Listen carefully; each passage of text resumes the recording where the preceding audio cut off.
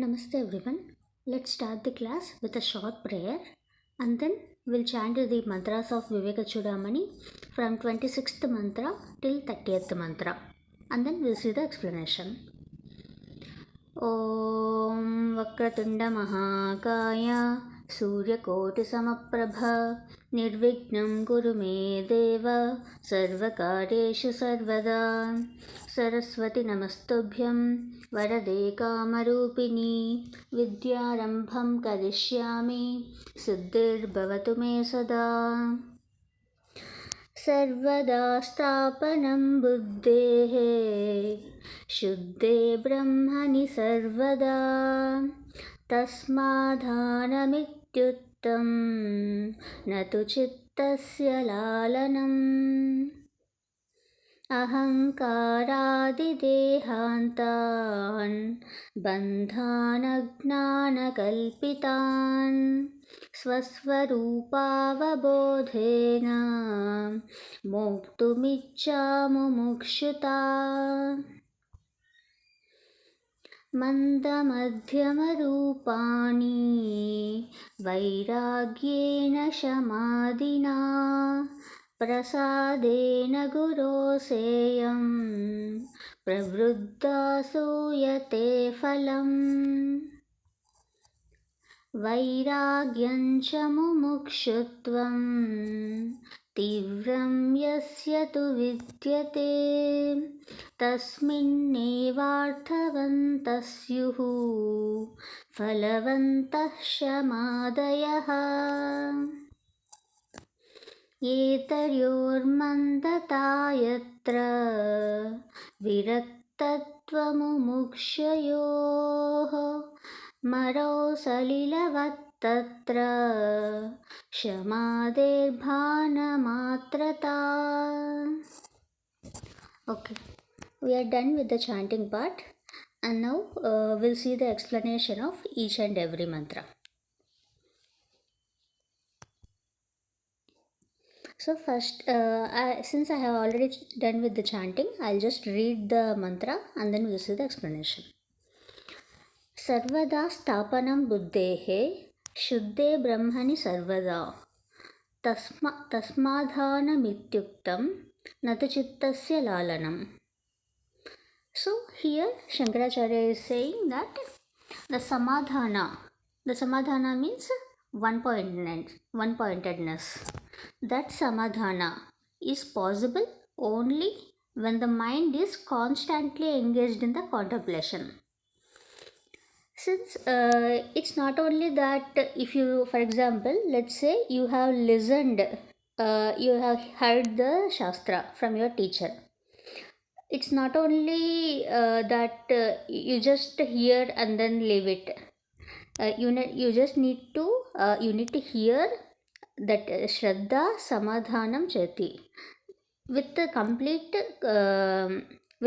Shraddha and Bhakti. You need to hear that Shastra from your teacher and then you need to analyze what exactly it is and how it should work and what it is and how it is. That questions you need to ask yourself and you need to analyze that and then you need to practice in your day-to-day life. That Shravanam, Mananam, Nididhyasanam, that should be there. Then only you will be doing 100% justice to that Shastra. Whatever it is, whether it is a Shastra or in your day-to-day life, whatever the things you do.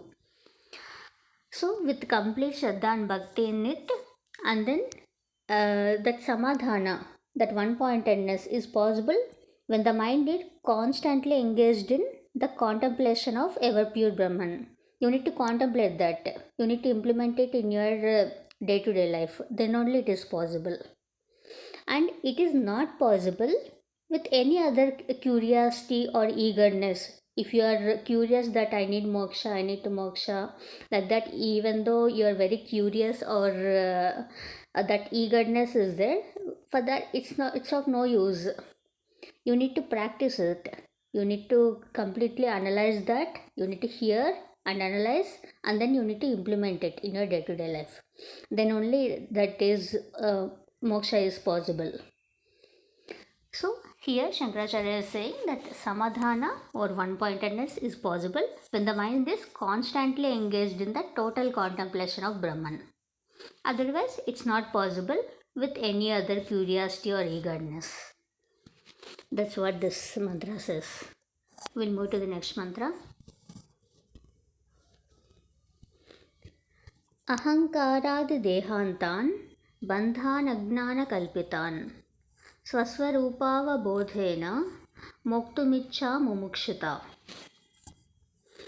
Here, Shankaracharya is saying that the mumukshutvam, what is mumukshutvam? The desire to be oneself, to be free oneself. It means the desire to attain moksha. That is mumukshutvam. So, mumukshutvam is the desire to free oneself by realizing the fact that the self to be free from all complexes. Whether the complexes like any other hatredness or love or sad or depression or any kind of thing, any kind of complexes, that ego, etc.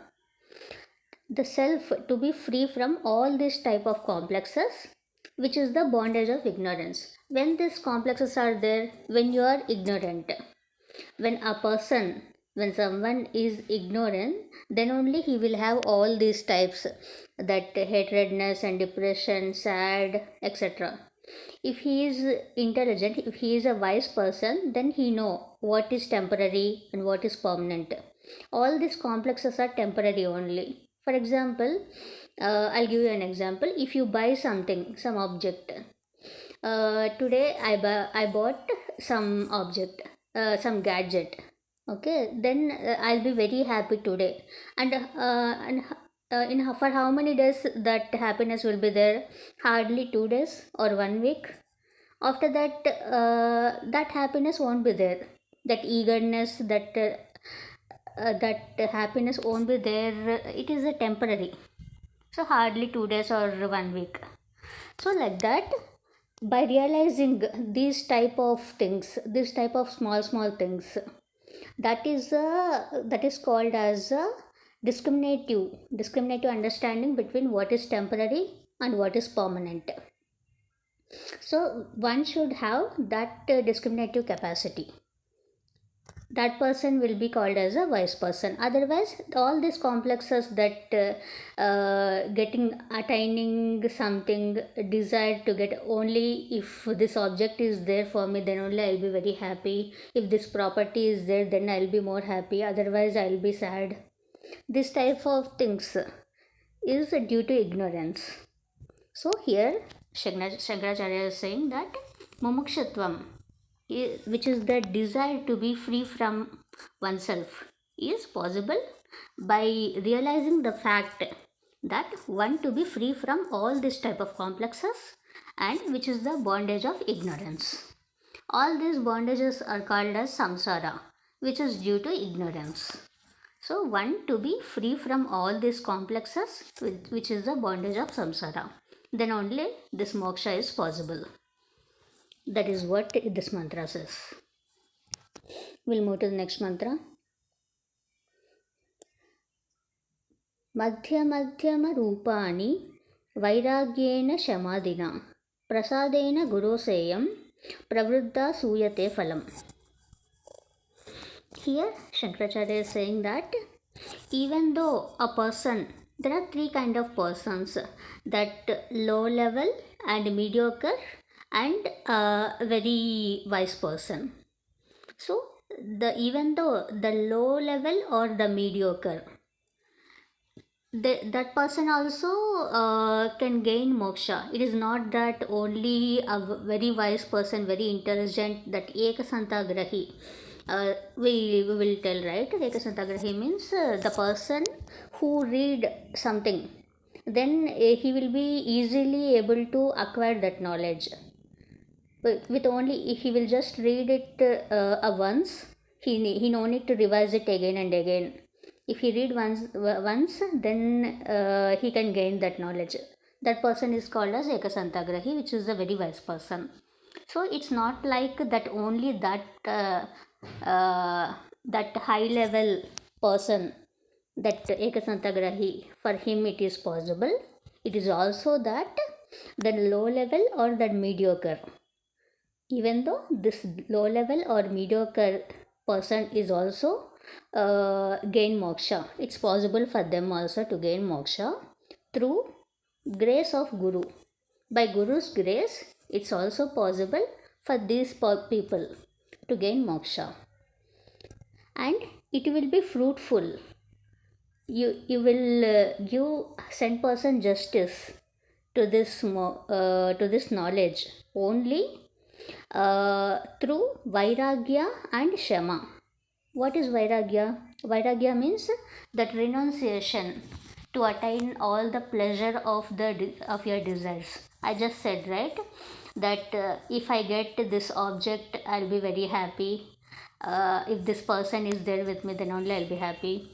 This kind of desires to getting to attain that pleasures, by renouncing all these pleasures, and by calmness, whatever I get, whether I get sad or happiness, whatever I get, sukha dukkha, whatever I get, I need to be calm, and I need to renounce all these type of pleasures.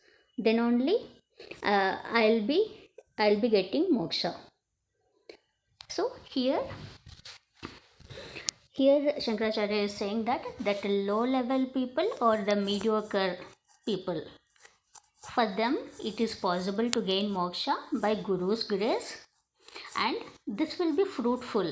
Means you will give 10% justice to this knowledge only by means of vairagya and shama, dama, titiksha, shraddha.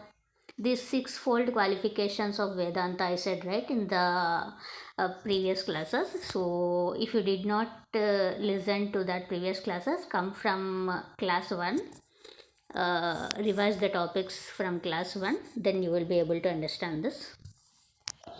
So, so this will become fruitful. This knowledge will be fruitful by means of this renunciation and calmness and all these sixfold qualifications of Vedanta. So that's what this mantra says. We'll move to the next mantra. Vairagyancha mumukshutvam tivram yasya tu midyate tasminnevarthavantah syuhu phalavantah shamadayah. Here this mantra says, in this case, like this, whose renunciation and earning from freedom. Renunciation means renunciation of all this kind of pleasures and attaining enjoyment and all. By renouncing all this type of pleasures and enjoyments, and that eagerness for freedom, that one should have that eagerness to attain moksha, to be free from all this bondage of samsara, from the sukha dukkha and birth and deaths, all this bondage of samsara. Like this, in this case, whose renunciation and earning from freedom or intense. It's not like a person, for example, let's say I want all these objects and the pleasures, and I also have the eagerness to attain moksha. For that person, it's not possible to attain moksha, because I still have that. I did not renounce that desires. I still have that desire to attain to attain all the pleasures, and also I have a eagerness to attain moksha. But for that person, it's not possible. When this moksha is possible, only by renouncing all these pleasures completely. I should completely renounce any type of desire to attain enjoyment and pleasures, and I also should have eagerness to attain freedom, which is the moksha. So these two things are intense. A person should have these two things in intense, then only this moksha is possible. And moksha is possible, and also it will be fruitful. So I'll repeat what I said here. This mantra says a person should have he should completely renounce this desire for attaining the enjoyment and pleasures, and also he should have that eagerness to attain moksha in intense. Then only this moksha is possible, and it will be fruitful by completely renouncing these things. That's what this mantra says. We'll move to the last mantra of today's class. एतयोर्मन्दता यत्र विरक्तत्वमुमुक्षयोः मरो सलिलवत्तत्र क्षमादेर्भानमात्रता. Here this mantra says this shama, that shama, dama, titiksha, shraddha, samadhanam, all these things, this is sixfold qualification, will be ineffective in case of weak detachment and earning from freedom. So what Shankaracharya is saying is this renunciation for attaining pleasures and enjoyments, that should be intense, and earning from freedom, that should also be intense. Then only you will be this knowledge will be fruitful, and you will give 100% justice to this knowledge. And if the detachment and earning for freedom is weak, if it is not intense, then this earning for freedom is not possible, this moksha is not possible, and this knowledge won't be fruitful for that person. That's what this mantra says. So we are done with today's class. In the next class, we will see the next few mantras of Vivekachudamani. Thank you all for joining. We'll close this class with a closing prayer. ॐ पूर्णमदः पूर्णमिदं पूर्णात् पूर्णमुदच्यते पूर्णस्य पूर्णमादाय पूर्णमेवावशिष्यते. ॐ शान्तिः शान्तिः शान्तिः. हरिः ॐ. श्रीगुरुभ्यो नमः. हरिः ॐ.